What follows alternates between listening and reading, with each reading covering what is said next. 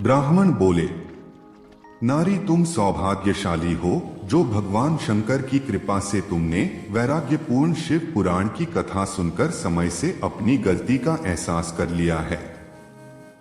तुम डरो मत और भगवान शिव की शरण में जाओ, उनकी परम कृपा से तुम्हारे सभी पाप नष्ट हो जाएंगे। मैं तुम्हें भगवान शिव की कथा सहित वह मार्ग बताऊंगा जिसके द्वारा तुम्हें सुख देने वाली उत्तम गति प्राप्त होगी। शिव कथा सुनने से तुम्हारी बुद्धि शुद्ध हो गई है और तुम्हें पश्चाताप हुआ है तथा मन में वैराग्य उत्पन्न हुआ है। पश्चाताप ही पाप करने वाले पापियों के लिए सबसे बड़ा प्रायश्चित है। पश्चाताप ही पापों का शोधक है, इससे ही पापों की शुद्धि होती है। सत्पुरुषों के अनुसार पापों की शुद्धि के लिए प्रायश्चित पश्चाताप से ही संपन्न होता है। जो मनुष्य अपने कुकर्म के लिए पश्चाताप नहीं करता वह उत्तम गति प्राप्त नहीं करता, परंतु जिसे अपने कुकृत्य पर हार्दिक पश्चाताप होता है वह अवश्य उत्तम गति का भागीदार होता है, इसमें कोई शक नहीं है। शिव पुराण की कथा सुनने से चित्त की शुद्धि एवं मन निर्मल हो जाता है। शुद्ध चित्त में ही भगवान शिव व पार्वती का वास होता है। वह शुद्धात्मा पुरुष सदाशिव के पद को प्राप्त होता है। इस कथा का श्रवण सभी मनुष्यों के लिए कल्याणकारी है, अतः इसकी आराधना व सेवा करनी चाहिए। यह कथा भवबंधनरूपी रोग का नाश करने वाली है। भगवान शिव की कथा सुनकर हृदय में उसका मनन करना चाहिए, इससे चित्त की शुद्धि होती है। चित्त शुद्धि होने से ज्ञान और वैराग्य के साथ महेश्वर की भक्ति निश्चय ही प्रकट होती है तथा उनके अनुग्रह से दिव्य मुक्ति प्राप्त होती है। जो मनुष्य माया के प्रति आसक्त है वह इस संसार बंधन से मुक्त नहीं हो पाता। हे ब्राह्मण पत्नी, तुम अन्य विषयों से अपने मन को हटाकर भगवान शंकर की इस परम पावन कथा को सुनो। इससे तुम्हारे चित्त की शुद्धि होगी और तुम्हें मोक्ष की प्राप्ति होगी। जो मनुष्य निर्मल हृदय से भगवान शिव के चरणों का चिंतन करता है उसकी एक ही जन्म में मुक्ति हो जाती है। सूत जी कहते हैं, ब्राह्मण का उक्त उपदेश सुनकर चंचुला के नेत्रों में आनंद के आंसू छलक आए।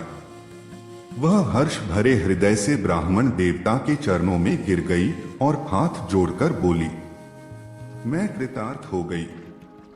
हे ब्राह्मण, शिव भक्तों में श्रेष्ठ स्वामिन आप धन्य हैं।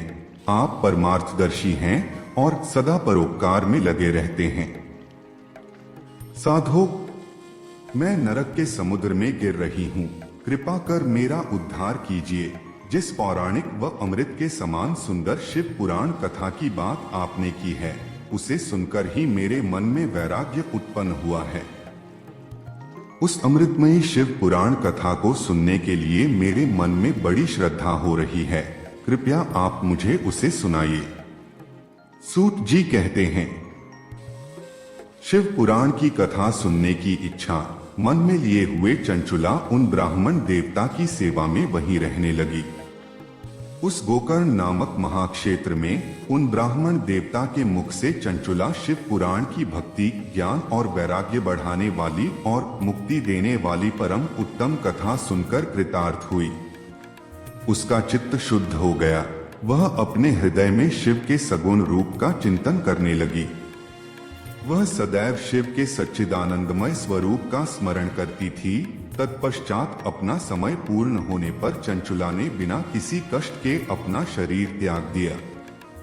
उसे लेने के लिए एक दिव्य विमान वहां पहुंचा। यह विमान शोभा साधनों से सजा था एवं शिव गणों से सुशोभित था। चंचुला विमान से शिवपुरी पहुंची। उसके सारे पाप धुल गए। वह दिव्यांगना हो गई। वह गौरांगी देवी मस्तक पर अर्धचंद्र का मुकुट व अन्य दिव्य आभूषण पहने शिवपुरी पहुंची। वहां उसने सनातन देवता त्रिनेत्रधारी महादेव शिव को देखा। सभी देवता उनकी सेवा में भक्तिभाव से उपस्थित थे। उनकी अंग कांति करोड़ों सूर्यों के समान प्रकाशित हो रही थी। 5 मुख और हर मुख में 3-3 नेत्र थे। मस्तक पर अर्धचंद्राकार मुकुट शोभायमान हो रहा था। कंठ में नील चिन्ह था। उनके साथ में देवी गौरी विराजमान थीं, जो विद्युत पुंज के समान प्रकाशित हो रही थीं। महादेव जी की कांति कपूर के समान गौर थी। उनके शरीर पर श्वेत वस्त्र थे तथा शरीर श्वेत भस्म से युक्त था। इस प्रकार भगवान शिव के परम उज्ज्वल रूप के दर्शन कर चंचुला बहुत प्रसन्न हुई। उसने भगवान को बारंबार प्रणाम किया और हाथ जोड़कर प्रेम आनंद और संतोष से युक्त हो विनीत भाव से खड़ी हो गई। उसके नेत्रों से आनंदाश्रुओं की धारा बहने लगी। भगवान शंकर व भगवती गौरी उमा ने करुणा के साथ सौम्य दृष्टि से देखकर चंचुला को अपने पास बुलाया। गौरी उमा ने उसे प्रेम पूर्वक अपनी सखी बना लिया। चंचुला सुखपूर्वक भगवान शिव के धाम में उमा देवी की सखी के रूप में निवास करने लगी।